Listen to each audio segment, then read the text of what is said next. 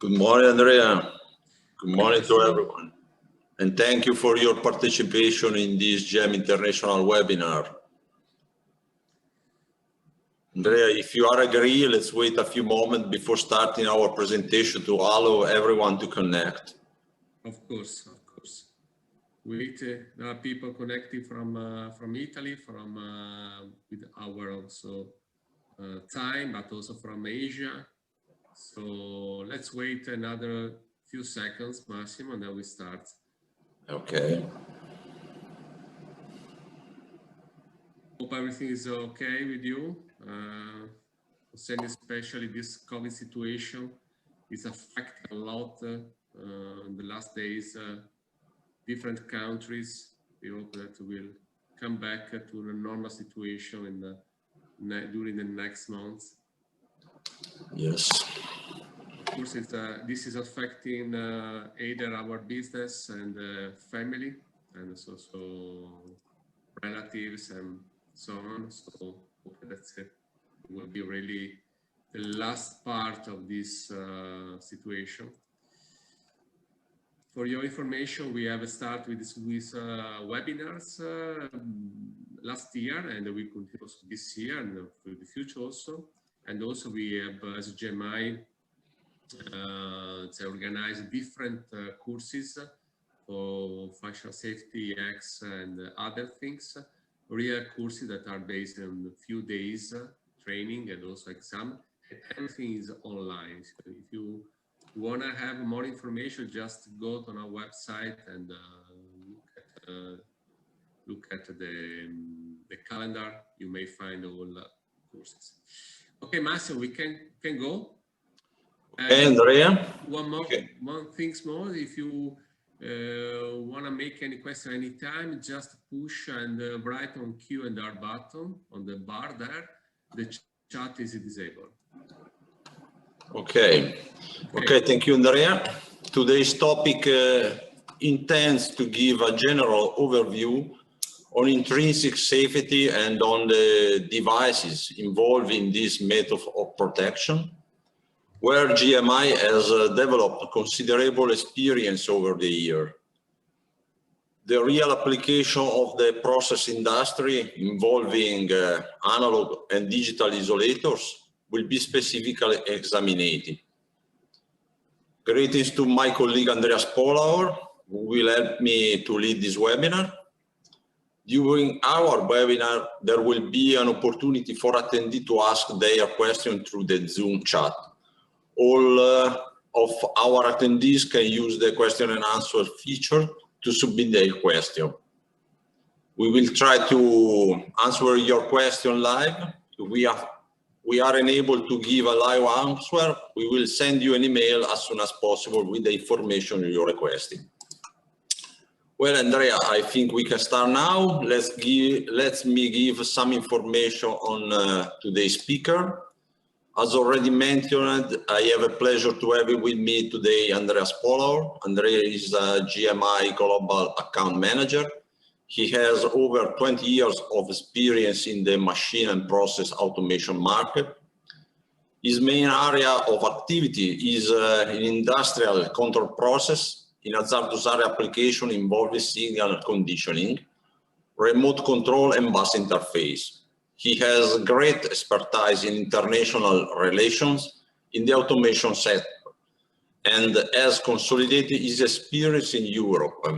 Now he takes care of customers and markets worldwide. And Andrea is a functional safety engineer from 2016. And I, Massimo Pagani, product manager and technical support at GEM International. I've been employed at GMI for about 9 years, and my main role is to receive and process customer technical requests or assist them in the correct choice of products to be used in their application. Furthermore, I collaborate with our research and development department for the implementation of new devices to be put on the market, and with the sales and marketing office to promote GM products worldwide. I'm a functional safety engineer from 2020. Well, now I would like to introduce my company in short. GM International is an Italian company born from the experience of Elcon Instrument, and for over 25 years has been designing, engineering and manufacturing a complete range of seal-certified intrinsically safe devices.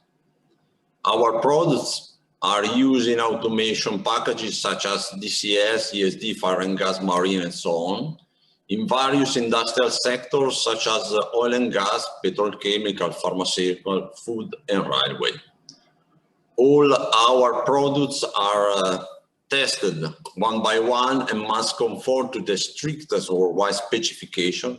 In addition, all our products are entirely designed and produced in our headquarters in Italy. And last but not least, they are covered by a 5-year warranty.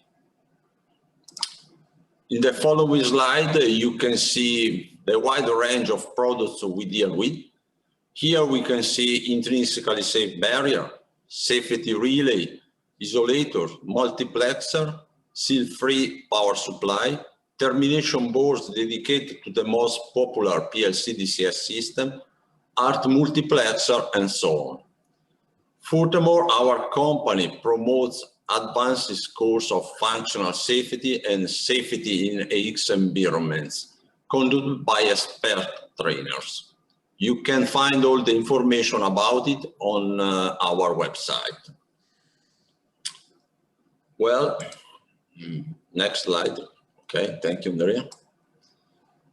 All our products are tested one by one and must comply with the strict world specification. Our products are ATIX and seal-free systematic capability certified by third parties. And furthermore, over 15% of GM employees are engaged in research and development of new technology. Many of our resources are reinvested in the research and development department. And last but not least, all our products are covered by a 5-year warranty. GM International has always been perceptive to market demands. For this reason, its products are innovative in order to get maximum customer satisfaction. The strong point on which GM International bases its activity is the complete pre- and post-sales assistance in order to lead its customer to find the best solution for their application and to assist them in the correct use of the product. In addition, all our products are entirely designed and produced in our headquarters in Italy and are tested in an highly automated process.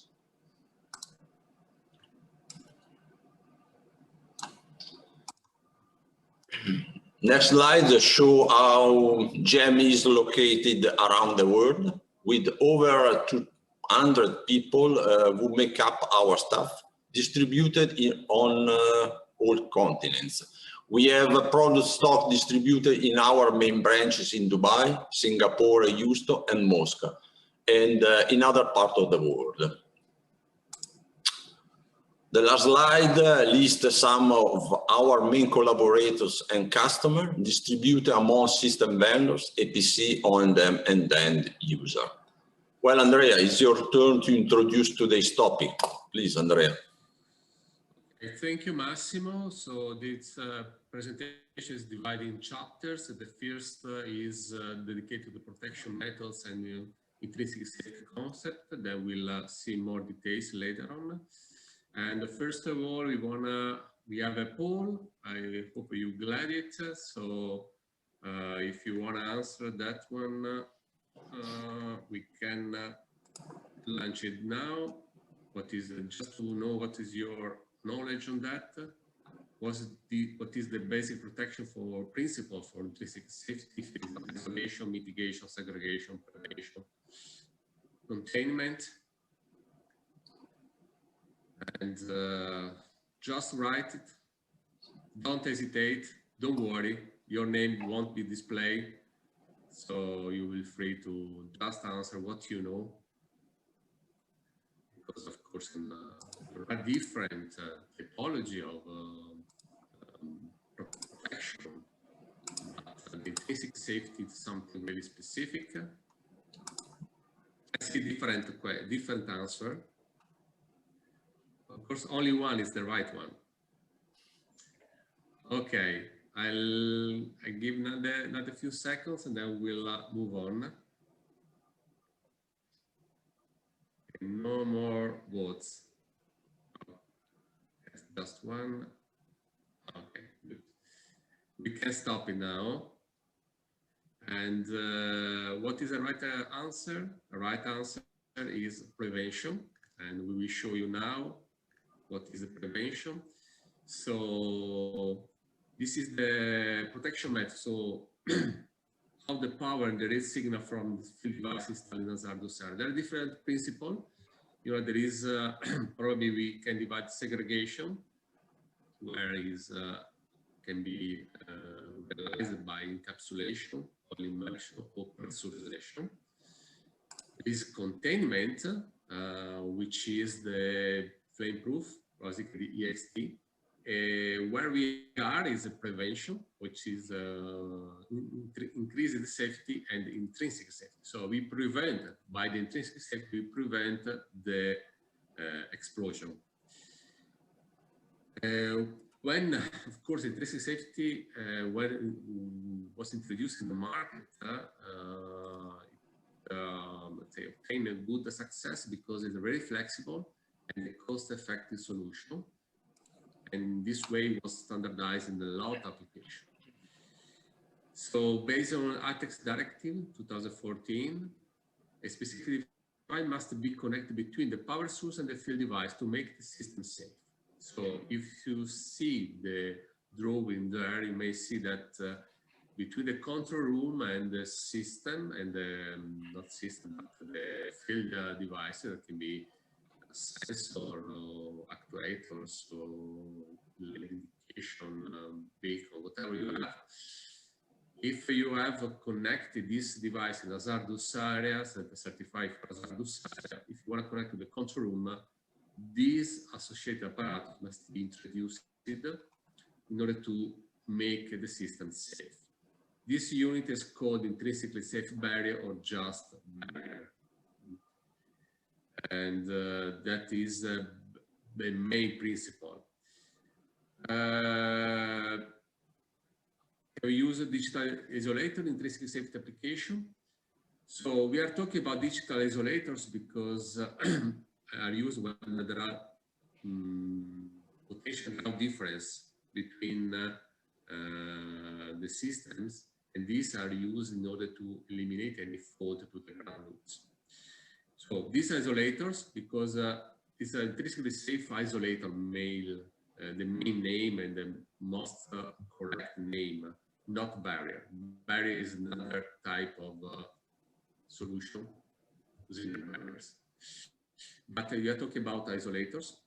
So this isolator limits the power for intrinsically safe, restricting the amount of electrical energy that is introduced into the explosive atmosphere. So basically this level of energy is, let's say, not able, so it's limited, not able to initiate the system and create an explosion. So it's below the explosion level of the area where the system or the isolator or say the sensor is connected. So, but an isolator must not be designed as a standalone apparatus, but one of the components that has circuit to be effective. So basically all the components that are acting on the hazardous area are creating energy. So all the systems, so you can consider a sensor, you can consider the IS barrier, you can consider also the cable. Also the cable has an influence on that. And this energy must be limited to the maximum, so below the maximum, the minimum initial energy in the area. so IS isolators are different of them. So there are analog input, analog output, digital input, digital output, signal converter, chip amplifier, serial encoder. There are lots of that. Load cell isolators, vibration transducer, frequency input converter, temperature converter, flammable smoke detector. There are a lot of that. Okay. I'm pretty sure that you got experience on that. And but the new isolator also have additional features that so they are not just transferring the signal from the hazardous area to the safe area, because they have also they have a wide range, so they can say, convert. They have the capability to be source and sink to the PLC. So if your PLC is sourcing the 4 to 20, the transmitter or the isolator must be syncing to match the loop. Otherwise, if the PLC is sync, of course, the isolator must be source. There are also digital bus communication. For instance, Modbus is quite often used. Burnout fault detection, when your sensor is disconnected for different reasons from the isolator, you want to be informed about that, and you need a fault. So the isolator offers this kind of functionality. Very high accuracy, multiple isolation. Basically, we are talking about isolation between input circuit, output circuit, and power supply circuits. Okay, if you have multiple channels, you want to isolate also the channels among them. The programmability of certain parameters, maybe also some parameters like zero and span, and so on. And also easy installation. They offer easy installation using standard D-rail or plug-in terminal box or customized termination board that are often used in DCS applications. Andrea, sorry, your audio is too low. We can try to adjust the volume, please. Okay. I will let me know if now is it better. Is it better now? It's the same. The same. Okay. No good. I will try to up my, let's say, volume. Voice. Okay, thank you. Okay. So let's go now to the topic. So the main part, which is the IS isolator solution application for AI, AO, DI, and DO, temperature, and so on. We can, and we have another poll. Hope you don't, you will appreciate that. What solution do you usually apply where you need, you have an application where intrinsically safe solution must be applied? And if you use intrinsically safe isolators, or if you use Zener barriers, because they still use it, of course. If you use a PLC DCS, where the intrinsically safe input are already common, or maybe use other like EXD, flame-proof, EXP, pressurized, and so on. Okay, thank you for answering.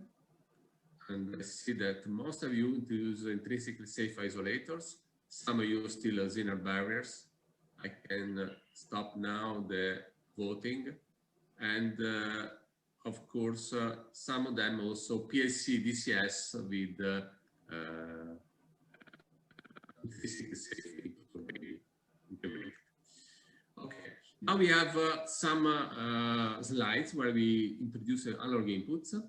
For instance, we have a unit, we see two modules there, because we have also the standard isolator for safe area application. There is the green label, but the right intrinsically safe isolator is with the blue label, okay, for the blue zone. In this case, we can have a solution with a 4 to 20 milliampere current repeater, of course, with for passive and active transmitters. It means passive 2-wire, active 4-wire with auxiliary power supply. We may have also the signal duplication, so one input going to two outputs, and also the output can be source or sink to be adapted to different analog input card in PLC. You can have also voltage output, of course, HART compatible because HART is always there, and certification CL2 or CL3 for most demanding system, especially safety system. Here you see indeed the solution, when you have an application for 2-3 wire sensor, depending what you have, but you require a signal duplication, and the signal duplication is realized, as you can see, by the same unit where the input is connected to two different, same to different inputs, and the output is split into different. You may have also this case one source and one sink, doesn't matter. We may have also solution with the 4 channels, where you have a unit that is able to read, to connect 4 different sensors with different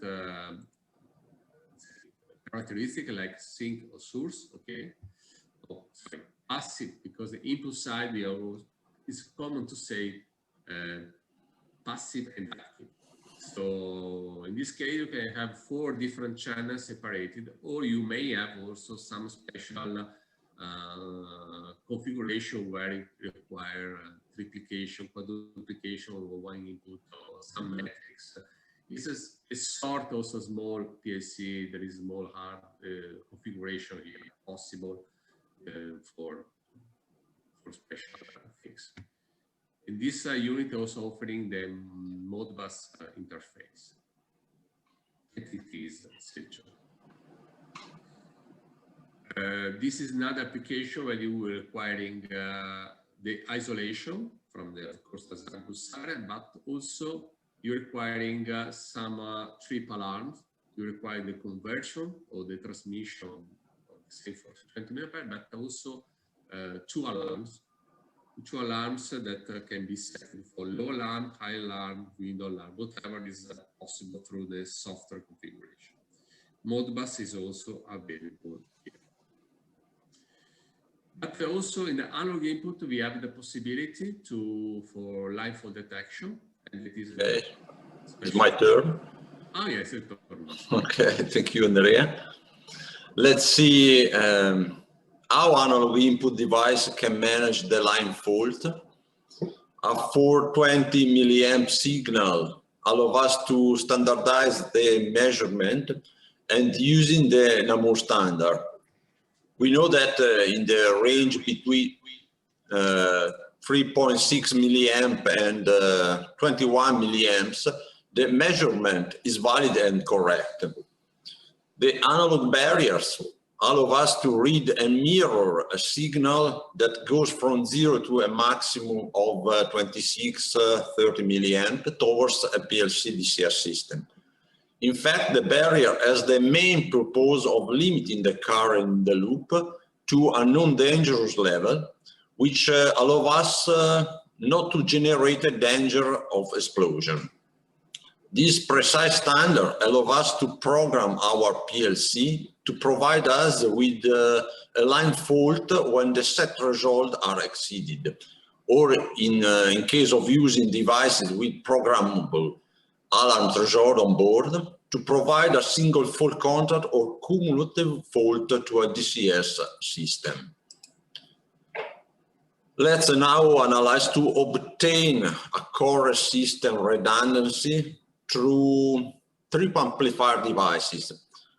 One of the typical applications which uses a redundant system with several devices, analog in this case, is what we can see in the following slide, where a 2 out of 3 redundant system of trip amplifier is used to activate our final element.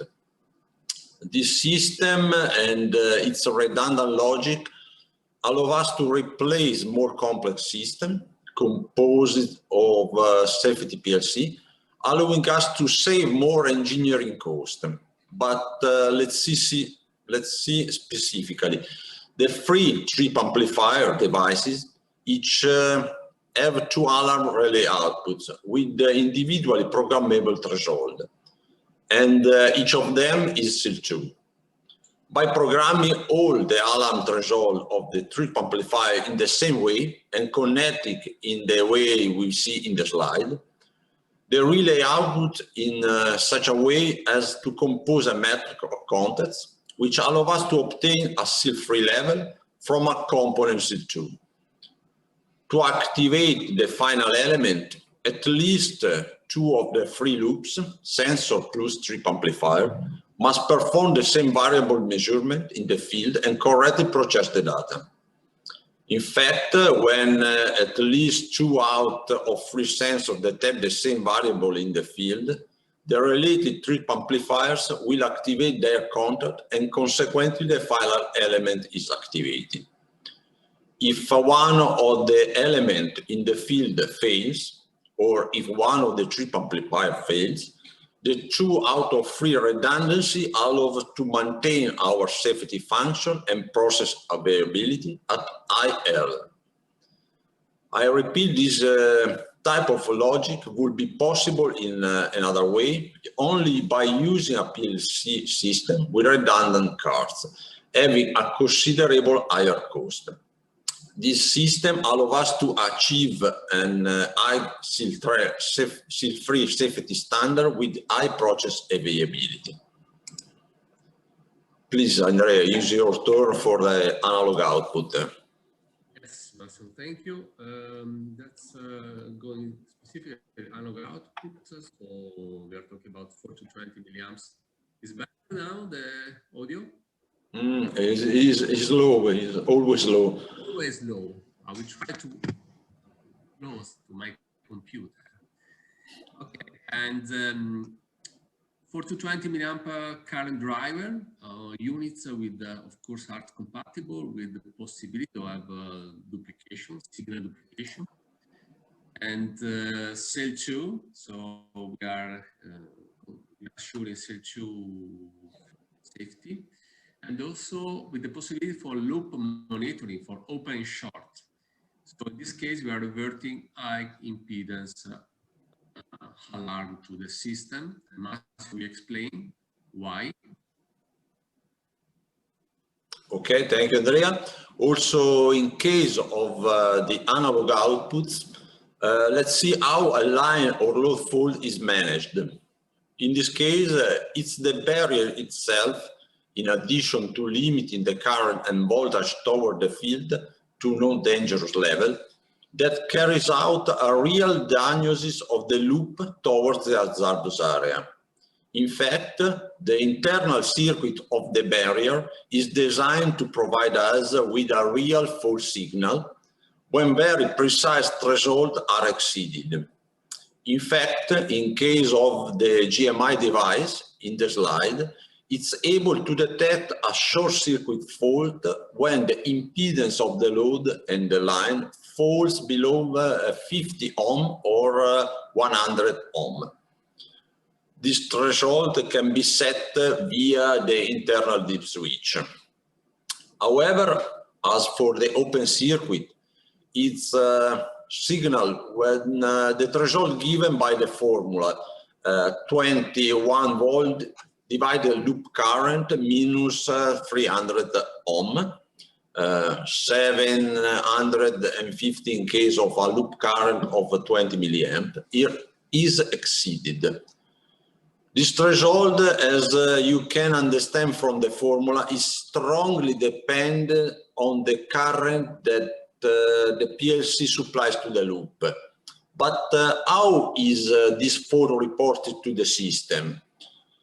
Well, there are two ways.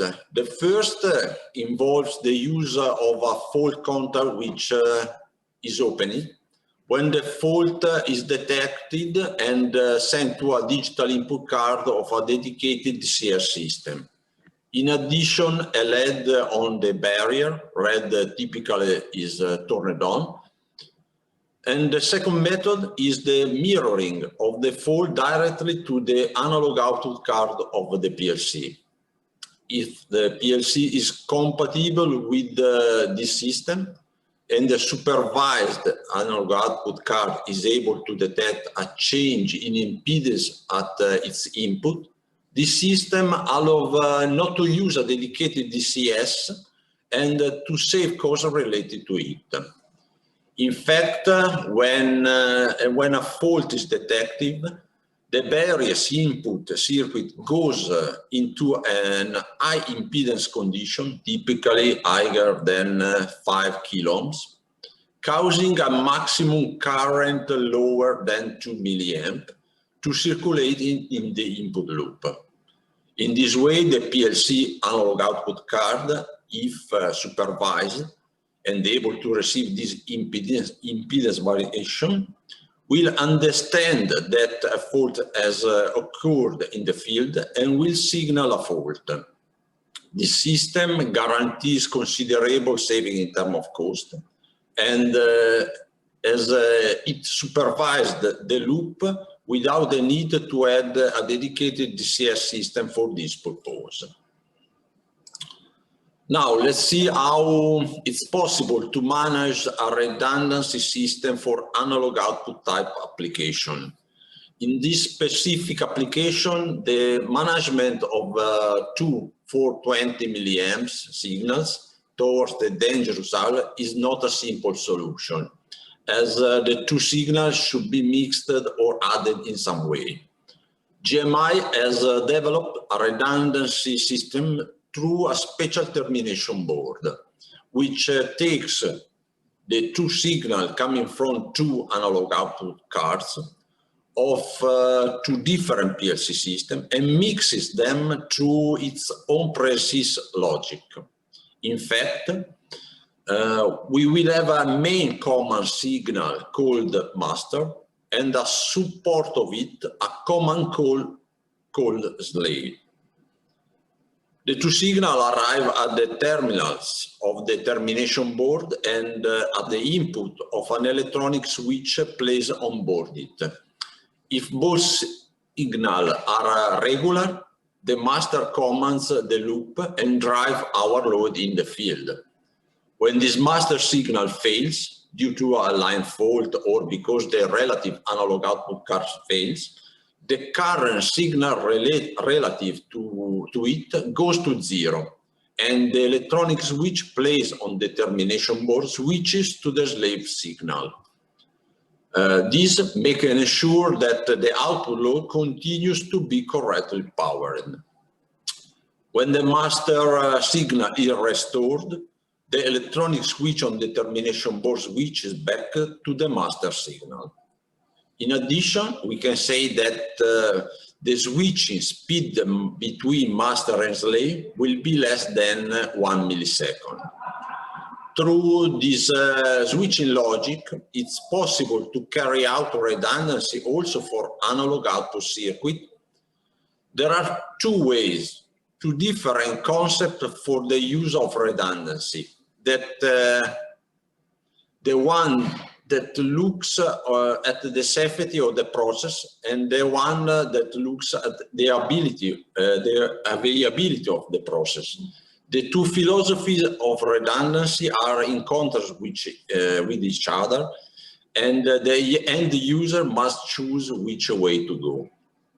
GMI's analog output redundancy satisfies the concept of the process availability, allowing our plant to continue its work even if one of the components in the field fails.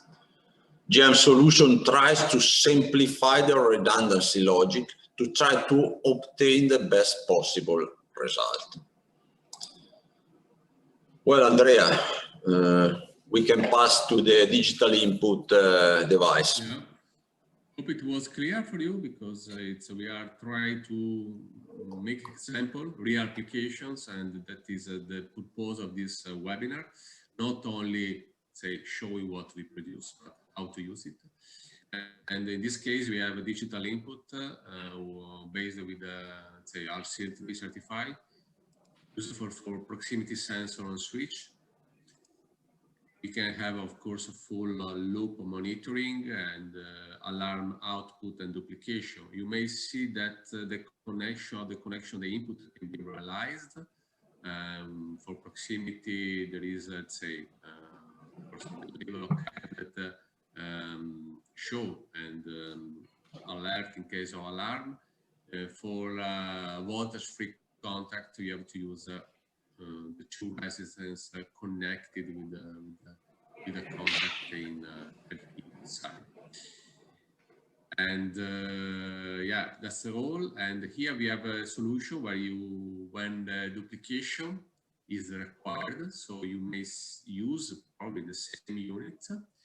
You can have here a solution that is suitable for C3 application, where one input is connected to two output or two PLC or DCS inputs. So the duplication is realized in this way.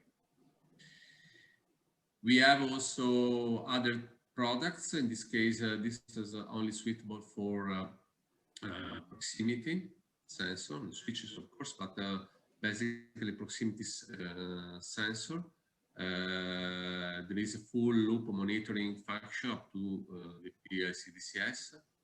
And here there is inside a current generator that simulates and force to the output to the PLC side the current level correspond to different conditions that can have also close or open, and also line break and short circuit.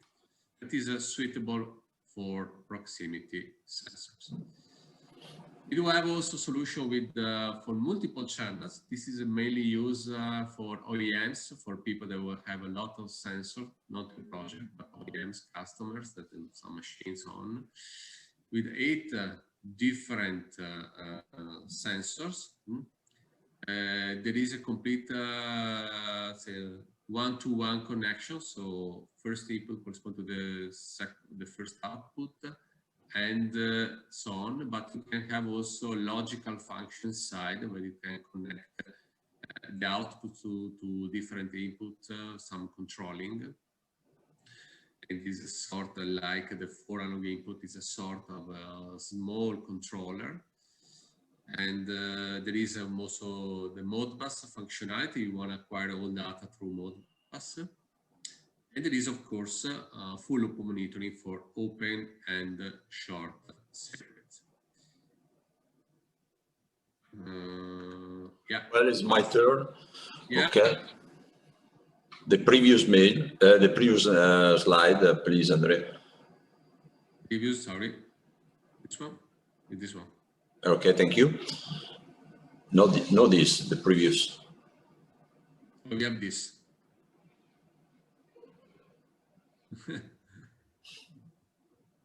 No. This is the following. The previous, Andrea. This one. Sorry.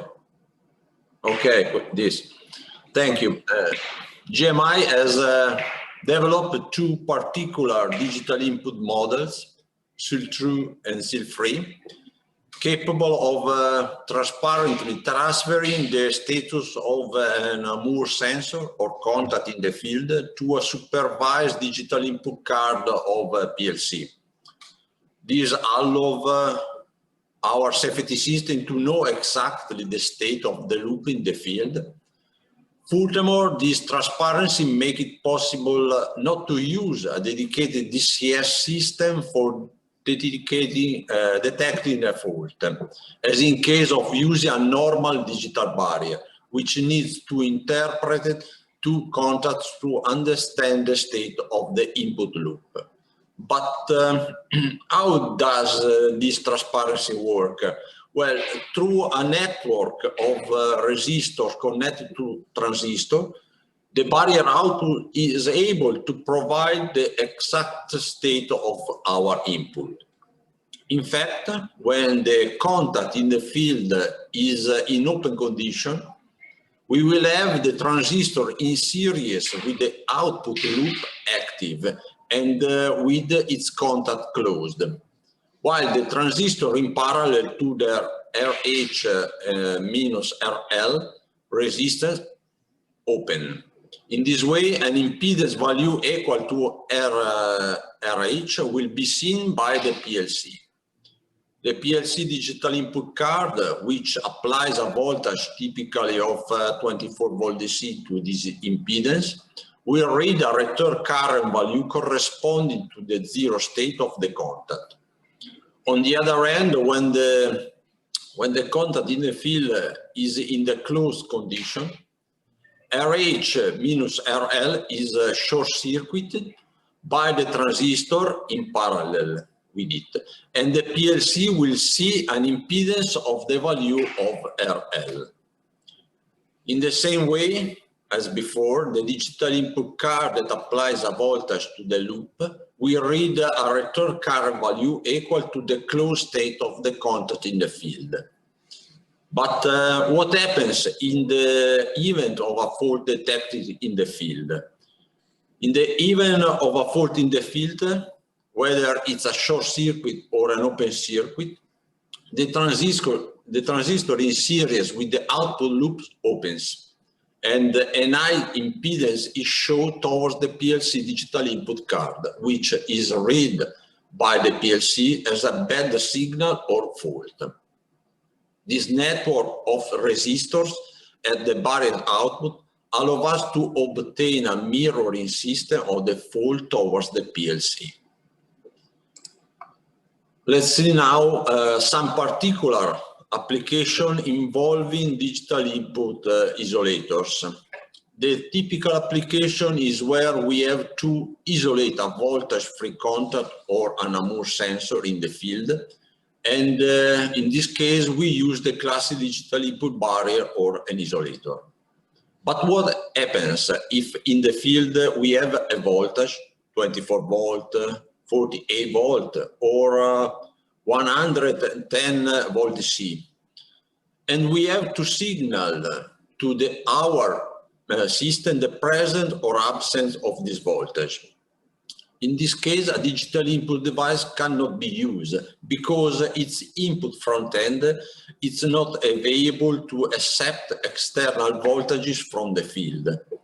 In this case, we should use a digital output relay. That is a device that, depending on the voltage that arrives at its command, activate or deactivate an output contact and communicates to a PLC DCS the presence or absence of a voltage in the field. The classic example could be the one where we need to communicate to PLC DCS system placed in two different contexts.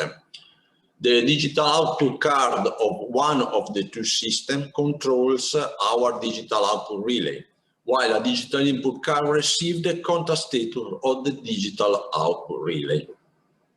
What may be the main problem that can be encountered using a relay for this purpose? Well, first of all, we have to keep in mind that usually a relay is designed to switch important values of current, while usually towards a digital input system, the currents in play are very low. Typically, is less than 100 milliamp. In this situation, we can face problem of oxidation of the relay contacts. Therefore, it's essential to choose a safety relay with golden plate contacts, which consent a switching thanks to its high conductive performance, even current lower than 10 milliamps. To deal with this problem, GMI has equipped most of the relay of the new D5000 series with golden plate contacts to make them available to this particular application. In addition, GMI has developed a universal device able to receive at its input different voltage level, 24 volt DC, 48 volt DC, 110 volt DC, and so on, selectable via this switch, while the output provides a free voltage contact, free voltage optocoupled, type compatible with all PLC DCS system, which ensure maximum conductivity even at lower currents. This device is specifically designed to work in this kind of application, where we have to communicate between two systems distant from each other, or where we have to signal to a system presence or absence of voltage. Of course, diagnosing a wet contact in the field is difficult. How it's possible to understand and differentiate the closed state of a contact from a short circuit? And again, how can we distinguish between the open state of a contact and an open circuit fault? This condition makes us think that diagnosing wet contact from voltage in the field is impossible. But the GMI, through one of its analog devices, has studied a possible solution to overcome this type of problem and be able to provide diagnosis of a wet contact in the field. In fact, using a trip amplifier and connecting it with a network of resistors to the contact in the field, we can obtain voltage level at the input of the device that allow us to discriminate one state from another. Furthermore, by programming our chip amplifier with intervention threshold, we can provide the PLC with a different state for each condition of the input contacts.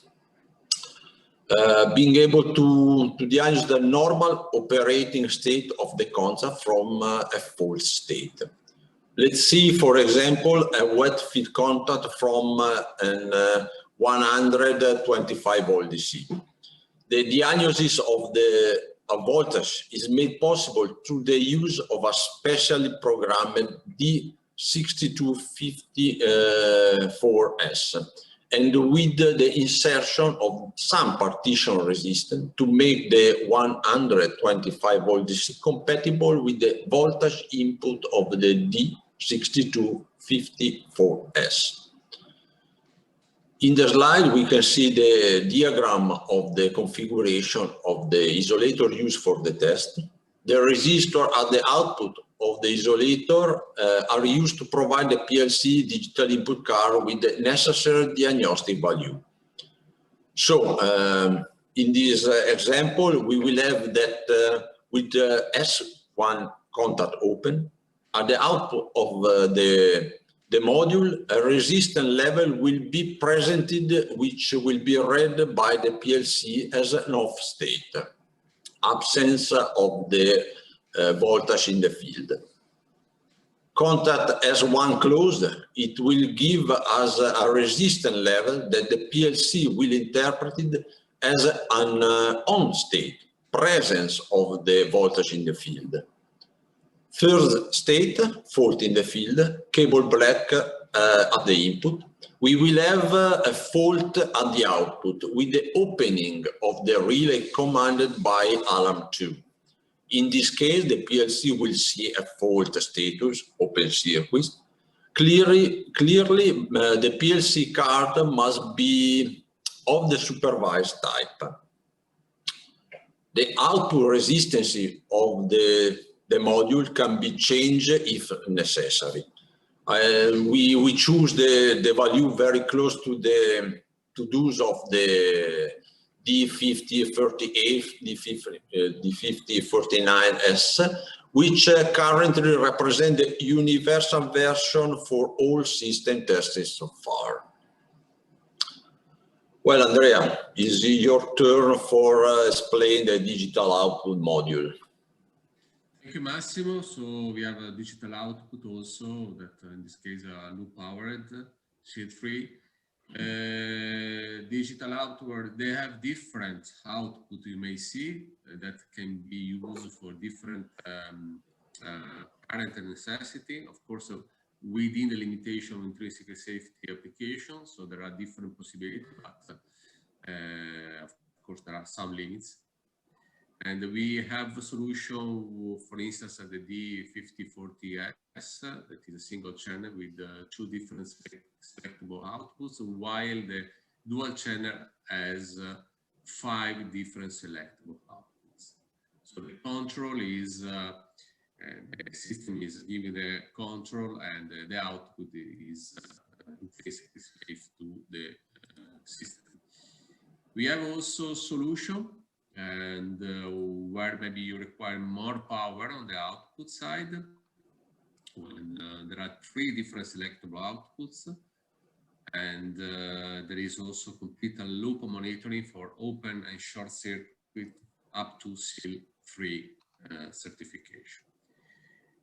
There is also, this hardware has also, unit has also the override or transistor fault that can be used.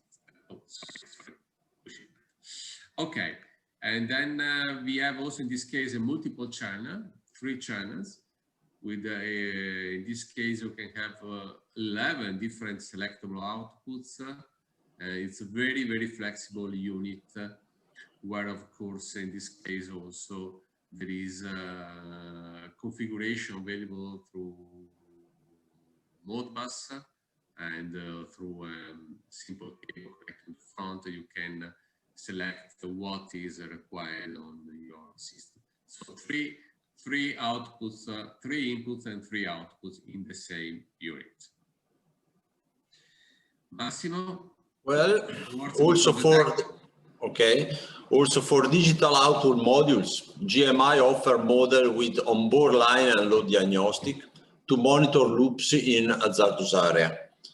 The models D5040AS loop powered or D5049S bus powered, based on the impedance of the load in the field, are able to check the health of the loop and in the event of a fault generate a signal to the PLC directly to the digital output card, or through the classic voltage-free contact to a dedicated DCS digital input card.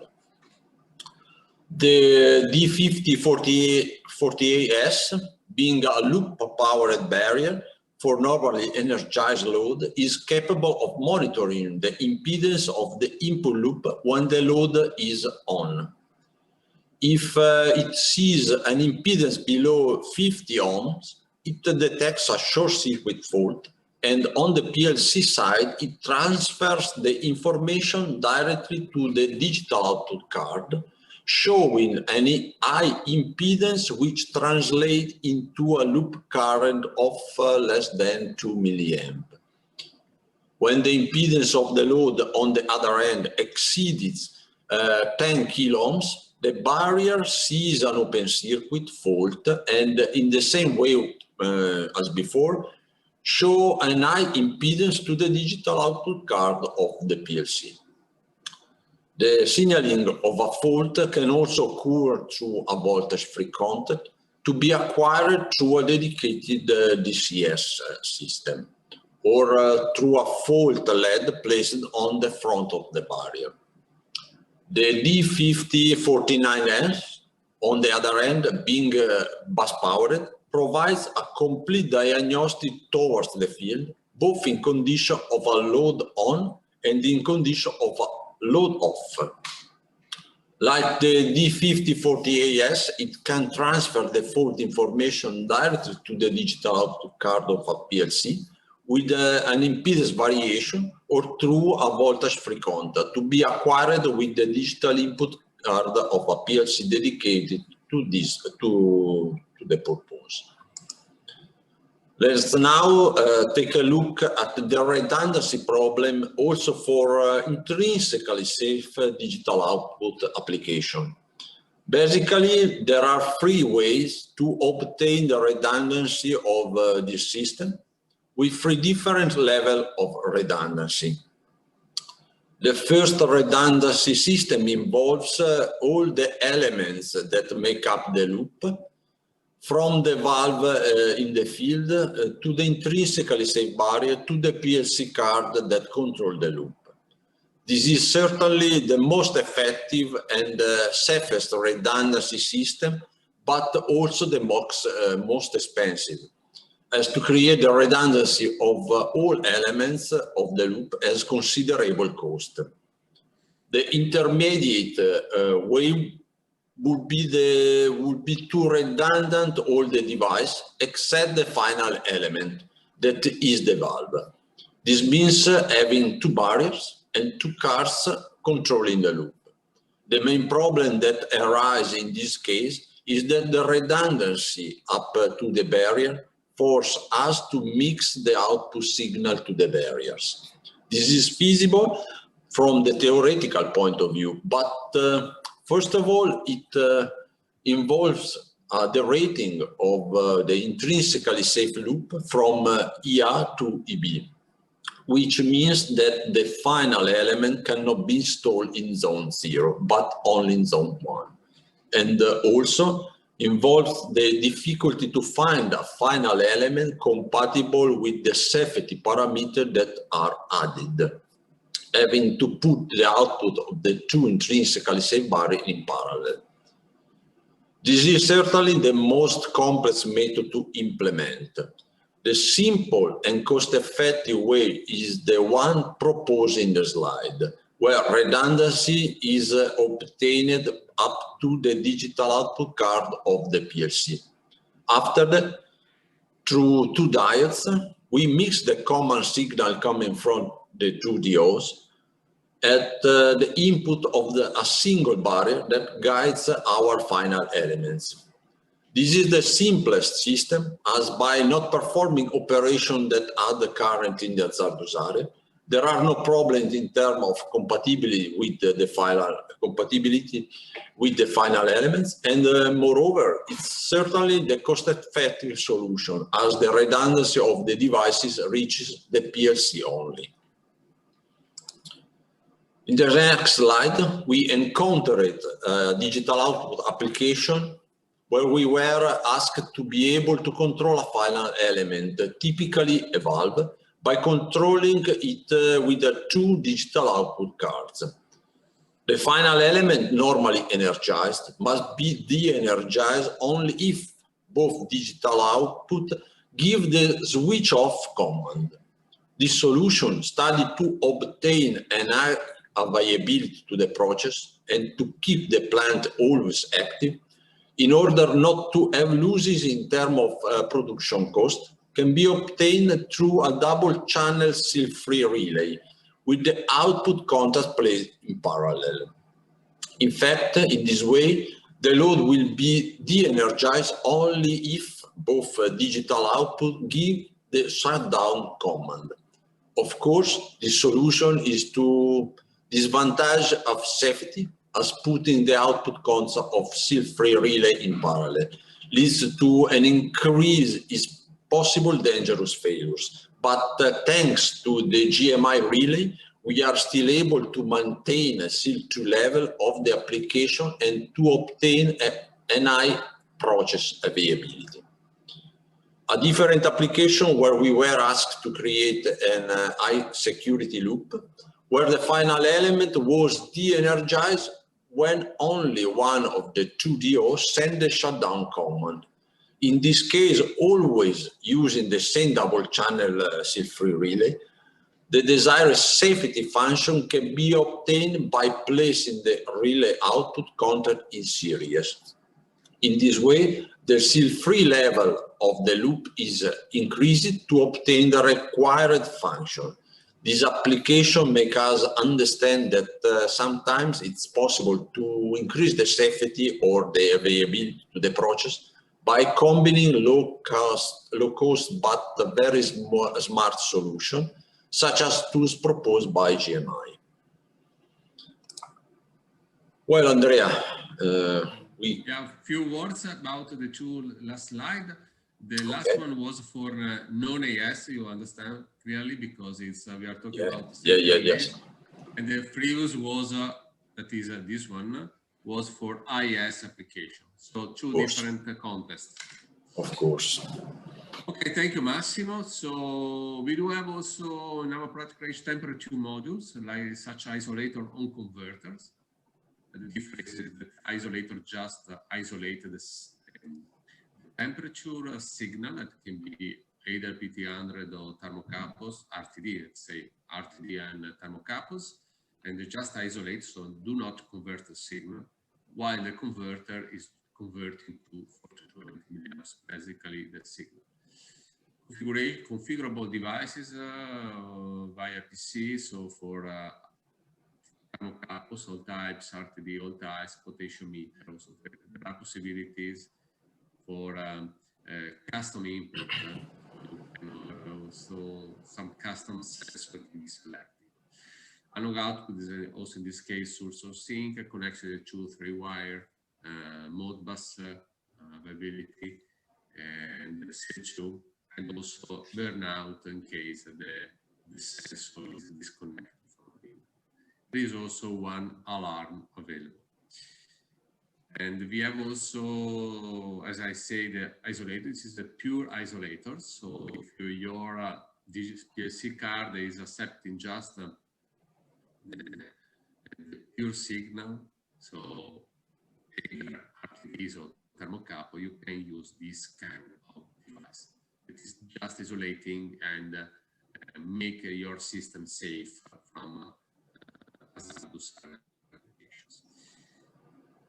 We have also unit with triple alarms. So one temperature sensor that you have here in this case, output is 4 to 20 milliamps and source of sync as the others, and plus 2 alarms that can be used for high values, low value windows, and so on. Completely configurable over PC. This device is at functional levels. So we want to tell something about the software just to... Okay, a few words about the configuration software of the GMD 5000 series barriers. Through this software, it's possible to configure and read all the parameters related to our devices and variables in the field. Save and reload data and configuration in a local hard drive. Monitor the variables in the field in real time to verify the correct functioning of the loop. And finally, record the monitoring session and save them in a file. The software is free and downloadable from our site and absolutely compatible with all Microsoft Windows systems. In the slide, we see the configuration window of our D5072S temperature converter, where it's possible to configure the type of input sensor, including thermocouples, RTD, potentiometer, or signal in millivolt. And the output parameters are fully user configurable. The possibility of creating a custom table is also available, where for specific application, the customer can create a table of input value for particular sensor, such as a PTC, for example. And again, the monitoring session where it's possible to check the parameters of the input variables and the health of the looping in real time. All our D5000 series device can be configured with this software to perform their main function or to obtain special function. Well, Andrea, your turn. Yeah, we are almost at the end this presentation. We have a solution for load cell, for strain gauge, for waning system applications, where we have also in this case a repeater. So you want to repeat 1-to-1 the load cell, maybe 4 or 6 wires to your system, or convert into 4 to 20, amplify basically, because it's a millivolt signal from the load cell, convert into current and current signal.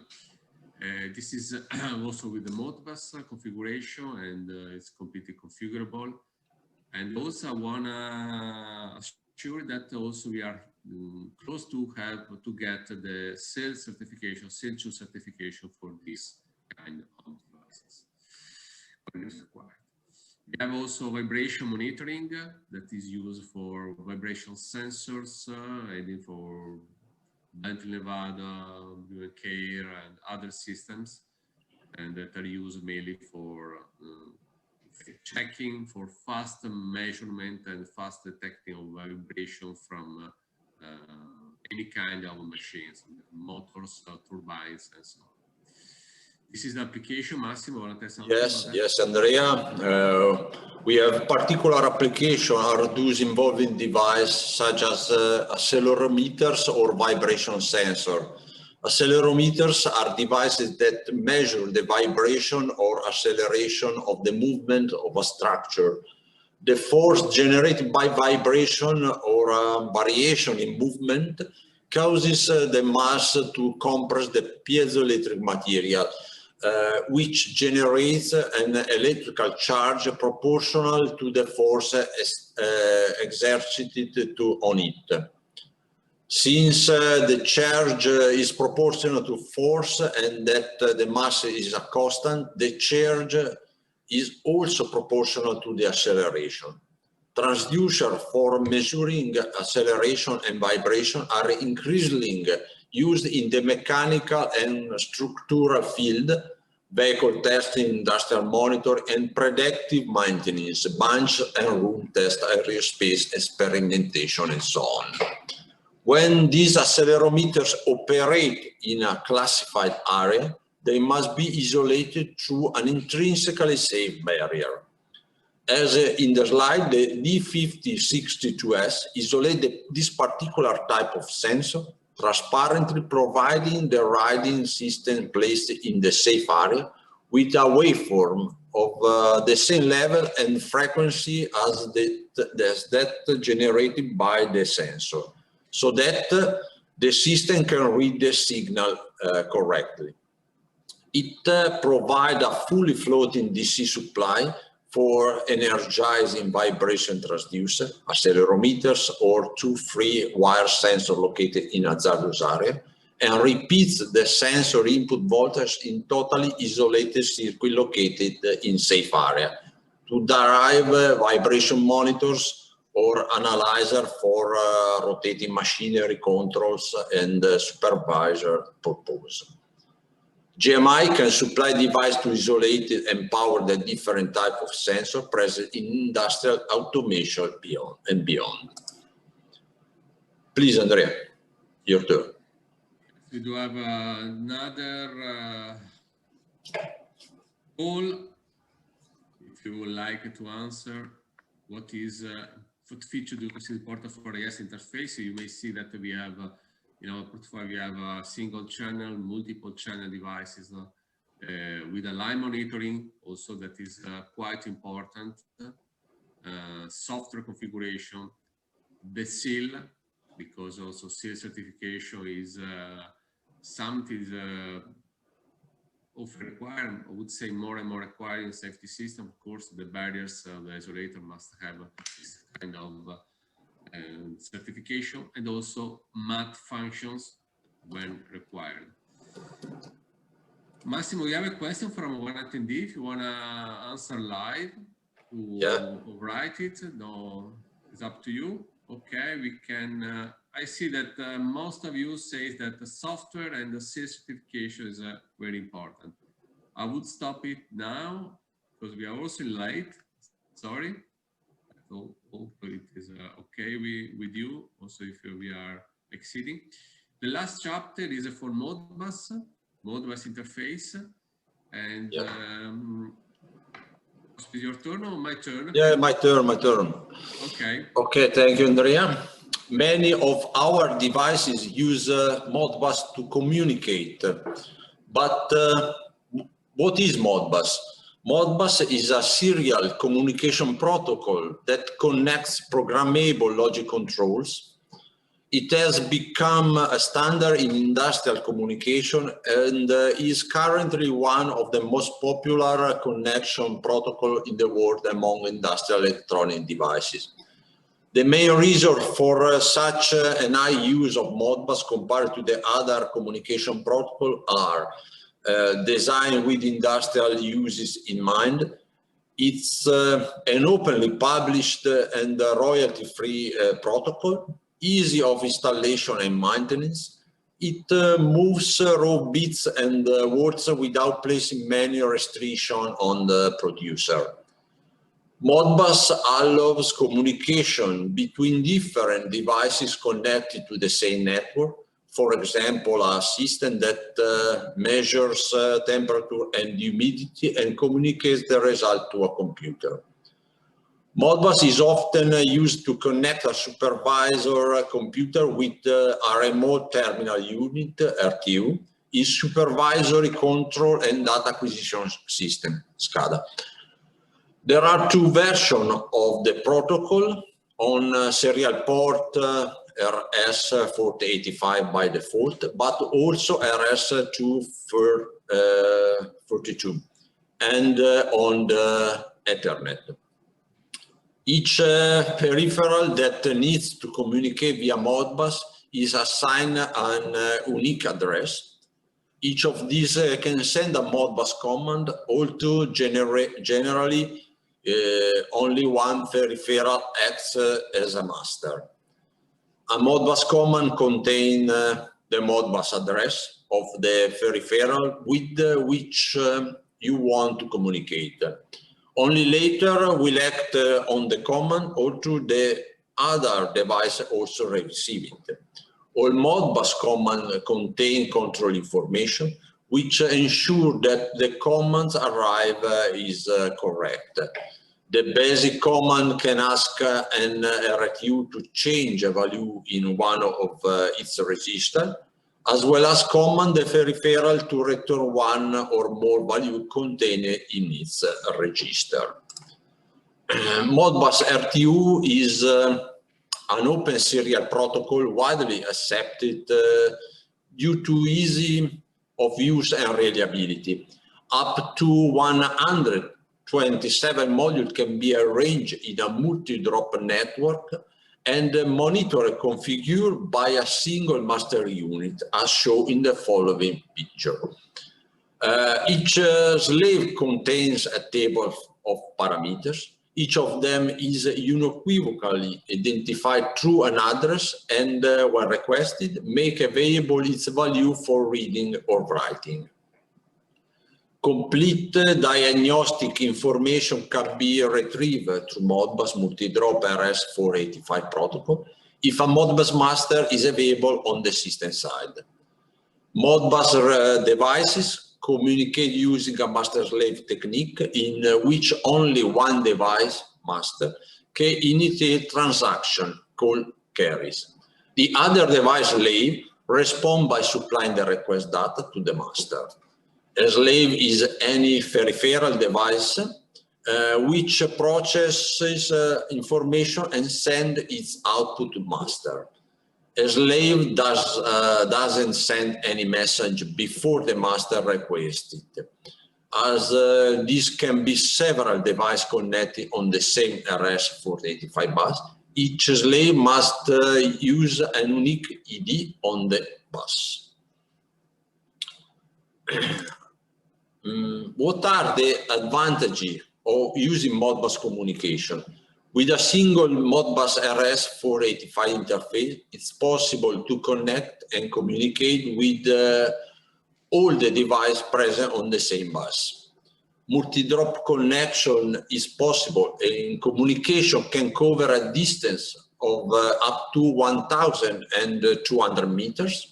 And another advantage is the possibility of not using a dedicated digital input system to monitor alarms. This allows us to have significant saving in terms of cost. And again, real-time information on the type of alarm on the health of the load and the line. And it's also possible through Modbus a complete remote programming of the device. Below we see what are the Modbus devices in GMI portfolio. For all products category, GMI provides devices that can communicate Modbus and be programmed through Modbus. Well, in the next slide, we examine an application where a sensor installed in a hazardous area must communicate via RS-485 with the control unit located in a safe area. This sensor located in hazardous area must be isolated and powered through the two barriers. One barrier will supply power to classified area so that the sensor is protected and cannot generate spark that can cause an explosion. The other barrier will have to provide isolation of the RS-485 bus line so that it can connect with the unit control. The advantage of using this specific connection is the possibility of connecting up to 42 devices in multi-drop mode on a single bus, which allows us to form an integrated network of devices with considerable saving on installation cost. When installing a device with the bus interface in an hazardous area, there are two yes barriers that need to be installed, a power barrier and a signal barrier. The signal and the power are two separate intrinsically safe circuits, so they must comply with the proper intrinsically safe segregation distance. The 1061 field bus isolating repeater provides a proper isolation and driving of an RS-422 or RS-485 intrinsically safe line located in hazardous area, hazardous location, communicating with a line located in safe area, non-hazardous location. The unit also acts as a level translator, adding the capability to connect an RS to 242 line located in safe area location and provide the proper line communication without the need of additional control lines. The RS-422 connection may be used on both sides instead of the RS-485 two-wire connection. Well, Andrea, is your turn. Let's go to the conclusion. So comparison, we want to explain and compare three different technology and the explosion proof, intrinsically safe, and purging pressurization, that those are the main. If we will look at the explosion proof level, we can see that intrinsically safe is more safe, more flexible, installation costs are lower, maintenance costs are also lower. So the intrinsic safety from this point of view have more advantages, and also is the only one that permits a live maintenance of your system without disconnecting. So it's the only real, let's say, method of protection that have less, let's say, impact on your activities. While the other must be, of course, disconnected anytime when you need to do some maintenance. We can say that the use an isolator barrier is not sufficient condition to achieve safety in hazardous area. The system loop must be verified and certified. So you need to use first the isolators and barriers, certifying compliance with the area classification. So also the field device certification must be compliant with that certification. The safety parameters of the apparatus must match. So the sensor and the apparatus must match with the parameters of the barriers of the isolators. In this calculation, also the cable parameters and the length has a big influence, or say a reasonable influence in this calculation. And also the temperature, maximum temperature, must be in compliance with the area classification. Here we have an example. We have in transmitters, temperature transmitters, which is basically located into the temperature head. And we are talking about intrinsically safe, and the barrier used in this case, the D5014. In this case, the safety parameter that must be supplied by the producer of the in-head transmitters, temperature transmitter, must comply with that. So UI must be higher than our UO, II higher than IO, PI higher than PO, while the capacitance and inductance must be lower. In this calculation, you see that there are not only the capacitor of the transmitter and the barrier, but also the CC means cable, capacitance cable, and inductance cable. So those are also included into this calculation. And the calculation must be, you can realize it through our free tool on the website. So you can go on our website, register yourself, and have access to that. So in this case, you just put the parameters of the product, of the sensor you want to use with our barriers. You choose here the product, the barriers, or the isolator you decide. And then the system, and also you have to put the cable specification. If you don't have, there are some parameters of the worst cable you may use in this application, so with the worst parameters. And also the area where you want to use that. And you just verify. If at the end the loop is verified, you must be, let's say, be assured that the application is safe. This is not, cannot be used for safety reasons, but just to make and just to choose the product. This is not really safety tool, but is a useful tool for applications. What is the difference? We are talking about isolated barriers and Zener barriers. So today, applications are made with isolators, not with the Zener barriers, even if the Zener barrier is still used and still replaced in all the application. But we want to say that even if a Zener barrier is costless, simple design, low powered, isolated barrier is more expensive, larger, mass powered, of course. But when you are making an application, look at the simple cost for the unit is not always right, because you have to take into account that in applications there are some limitations. For Zener barriers, you can only use isolated field sensor, isolated field actuators. Not all, without isolation, not all sensors can be used if you want to apply Zener barriers. Especially the additional point you have to take into account that the Zener barriers require a dedicated earth connection, and that must be verified regularly. While isolated barriers can be used also with, let's say, ungrounded sensors, require no dedicated earth connection, so they are more simple, more safe, and of course, the overall cost for an application is lower when you use isolated barriers than Zener barriers. So we are at the end. If you have any questions, just write it here. Just or maybe we can, of course, you can write us.